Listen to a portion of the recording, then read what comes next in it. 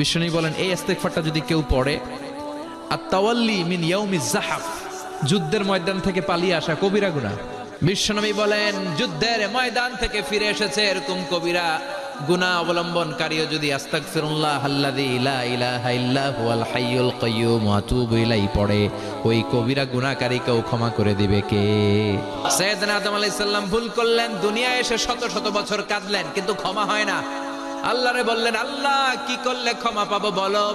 ফাতালাক্কা আদামু মির রাব্বিহি কালিমাতিন ফাতাবা আলাইহি। আল্লাহ বললেন, ও আদম, তোমারে কিছু কালেমা শিখায় দেই, এই কালেমাগুলো দিয়ে আমার কাছে দোয়া করো, ক্ষমা করে দেব। আল্লাহ শিখায় দিলেন, ও আদম, দুই হাত তুলে চোখের পানি ছেড়ে আমার কাছে পড়ো, রব্বানা পড়েন, রব্বানা যালামনা আনফুসানা ওয়া ইল্লাম তাগফির লানা ওয়া তারহামনা লানাকুনান্না মিনাল খাসিরিন। এটা শিখাইতেছিল আল্লাহ। 365 দিনের প্রতিদিনই বান্দা যখন আল্লাহর কাছে ক্ষমা চায়, আল্লাহ তখন খুশি হয়ে যায়। সুবহানাল্লাহ পড়ে। আর শয়তান নারাজ হয়ে যায়। আমাদের মিশন হচ্ছে আমরা আল্লাহরে খুশি করতে চাই, আর শয়তানের বিরুদ্ধে আমাদের অবস্থান। চিল্লায় বলেন ঠিক কিনা? এজন্য সব সময় প্রশংসা করব কার? শুকরগুজার হব আল্লাহর জন্য, ঠিক কিনা? বিশ্বনবী দোয়ায় বলতেন, আল্লাহুম্মা জাআলনি সাবুরা ওয়াজআলনি শাকুরা ওয়াজআলনি ফি আইনি সাগীরা ওয়া ফি আ'য়ুনিন নাসি কাবীরা। ও আল্লাহ, আপনি আমারে ধৈর্যশীল বানান, আপনি আমারে শুকরগুজার বান্দা বানান, আমার চোখে আমারে আপনি ছোট বানান, মানুষের চোখে আপনি আমারে বড় বানান। বিশ্বনবী সব সময় নামাজে সালাম ফিরানোর পরে পড়তেন আস্তাগফিরুল্লাহ। কি পড়তেন? 3 বার পড়তেন আস্তাগফিরুল্লাহ, আস্তাগফিরুল্লাহ, আস্তাগফিরুল্লাহ। পড়তে রাজি আছেন? ইস্তিগফারের অনেকগুলো আলফাজ আছে, সবচেয়ে ছোট ইস্তিগফার হচ্ছে এটা, আস্তাগফিরুল্লাহ, আস্তাগফিরুল্লাহ। আরো আছে আস্তাগফিরুল্লাহ আল্লাযী লা ইলাহা ইল্লা হুয়াল হাইয়ুল কাইয়্যুম ওয়া আতুবু ইলাইহি। বিশ্বনবী বলেন এই ইস্তিগফারটা যদি কেউ পড়ে, আত-তাওয়াল্লি মিন ইয়াউমিজ যাহাফ, যুদ্ধের ময়দান থেকে পালিয়ে আসা কবিরা গুনাহ। কি গুনাহ? কাফেরদের সাথে যুদ্ধ। আমি তাগড়া যুবক, তলোয়ার নিয়ে নেমেছি, আমার দেহের এক ফোঁটা রক্ত থাকা পর্যন্ত আমি যুদ্ধ চালিয়ে যাব, আমি ফিরে আসতে পারবো না। আইনটা কার? ফিরে আসলে কবিরা গুনাহ। বিশ্বনবী বলেন যুদ্ধের ময়দান থেকে ফিরে এসেছে এরকম কবিরা গুনাহ অবলম্বনকারীও যদি আস্তাগফিরুল্লাহ আল্লাযী লা ইলাহা ইল্লা হুয়াল হাইয়ুল কাইয়্যুম ওয়া আতুবু ইলাইহি পড়ে, ওই কবিরা গুনাহকারীকেও ক্ষমা করে দিবে কে? পড়তে রাজি আছেন তো? বিশ্বনবী বলেন, মান লাজিমাল ইস্তিগফার জাআলাল্লাহু লাহু মিন কুল্লি দিকিন মাখরাজা। সব সময় ইস্তিগফারের সাথে যে লেগে থাকবে, রব্বুল আলামিন তারে 5টা জিনিস দিবে। কয়টা? কথা কন আরো জোরে, সবাই বলেন কয়টা? নাম্বার 1, জাআলাল্লাহু লাহু মিন কুল্লি দিকিন মাখরাজা। বিপদে পড়লে বিপদ থেকে উদ্ধার করবে কে? আমাদের তো কোনো বিপদ নাই, না আছে? কত বিপদ, হ্যাঁ? রাস্তাঘাটে দুর্ঘটনা হতে পারে, যে কোনো সময় ভূমিকম্পে পড়তে পারি, বজ্রপাত পড়তে পারে না, ঠেড়া পয়রা মানুষ নাই, আছে না নাই? এই বিপদ আপদ থেকে আপনারা রক্ষা করবে কে? যদি আপনি ইস্তিগফারের সাথে আঠার মতো লেগে থাকেন। কিসের সাথে? কথা বলেন। ইস্তিগফারের সাথে লেগে থাকতে পারলে 1 নাম্বার হচ্ছে বিপদে পড়লে আপনারে মুক্ত করে দিবে কে? 2 নাম্বার ওমিন কুল্লি হাম্মিন ফারাজা, যে কোনো ধরনের টেনশন, হাইপার টেনশন থেকে বাঁচায় দিবে কে? আমাদের তো টেনশন মেনশন নাই, না আছে? লাইফ নিয়ে টেনশন, বাঁচার টেনশন, মরার টেনশন, ক্যারিয়ারের টেনশন, বাড়ির ভাড়া, গ্যাস বিল, বিদ্যুৎ বিল, ছেলে মেয়েদের লেখাপড়া, কত টেনশন। এই সব টেনশন থেকে আপনারে মুক্ত করে দিবে কে? 3 নম্বরে ওয়ারযুকহু মিন হাইসু লা ইয়াহতাসিব, এমন জায়গা থেকে আল্লাহ আপনার রিজিকের ব্যবস্থা করবে আপনি কল্পনাই করতে পারবেন না। সুবহানাল্লাহ পড়েন।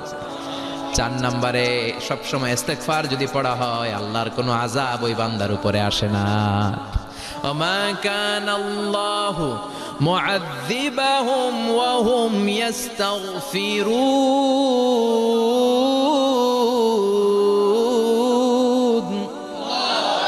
যতক্ষণ আমার বান্দা আমার কাছে ইস্তিগফার পড়তে থাকে, আমার কোনো আযাব বান্দারে পাবে না।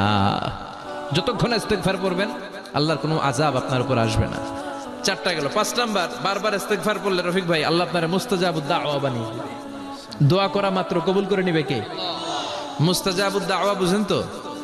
মানে যিনি হাত তুলতে দেরি, কবুল হতে দেরি হয়। না, যেদিন প্রভাতে পশ্চিম দিক থেকে সূর্য উঠবে ওই দিন থেকে তওবার দরজাটারে বন্ধ করে দিবে কে?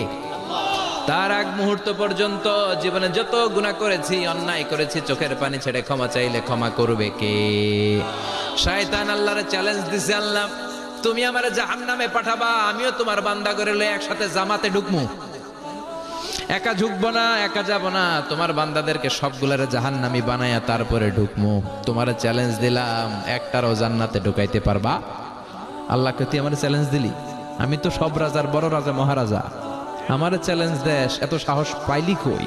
তুই আজীবন ওয়াসওয়াসা দিয়ে পাপ কাজ করাবি, একদিন তাফসীর মাহফিলে এসে আমার বান্দা ক্ষমা চাবে, আমি মাফ করে দেবো, তুই কি করবি? আজীবন অন্যায় করবে, আজীবন পাপ করবে, জুলুম করবে, একদিন চোখের পানি ছেড়ে আমার কাছে কান্নার মতো কান্না করলে আমি সব গুনাহ মাফ করে দেব। এজন্য আল্লাহ বললেন, ইয়া আইয়ুহাল্লাযীনা আমানু তুবু ইলাল্লাহি তাওবাতান নাসুহা। ভুল করেছো, তওবা করো, মাফ করবে কে? সাইয়েদনা আদম আলাইহিস সালাম ভুল করলেন, দুনিয়ায় এসে শত শত বছর কাঁদলেন, কিন্তু ক্ষমা হয় না। আল্লাহরে বললেন, আল্লাহ কি করলে ক্ষমা পাবো বলো?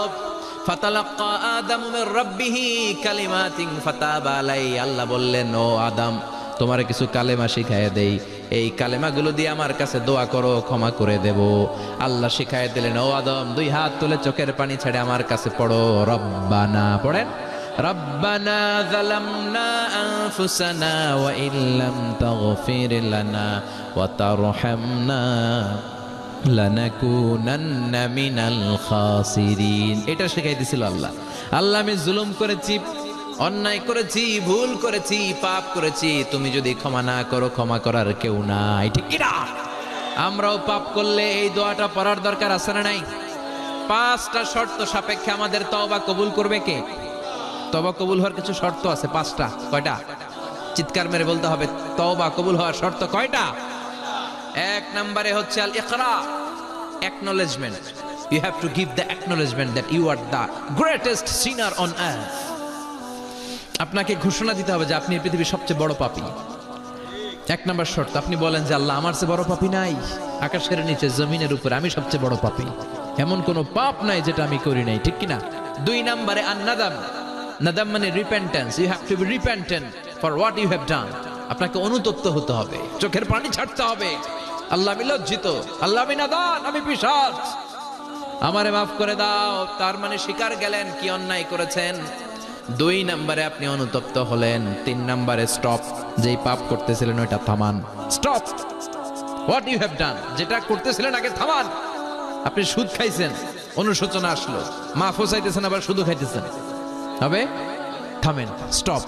3টা গেল। 4 number, to hate what you have done, ঘৃণা করতে হবে, যেই পাপটা করেছেন মন থেকে ওই পাপটাকে ঘৃণা করতে হবে। 5 নাম্বার শর্ত হচ্ছে to determine that you never repeat this sin again in your life.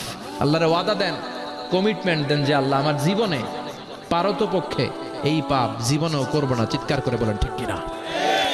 এই 5টা শর্তের আলোকে তওবা করলে জীবনের সব গুনাহ মাফ করে দিবে কে?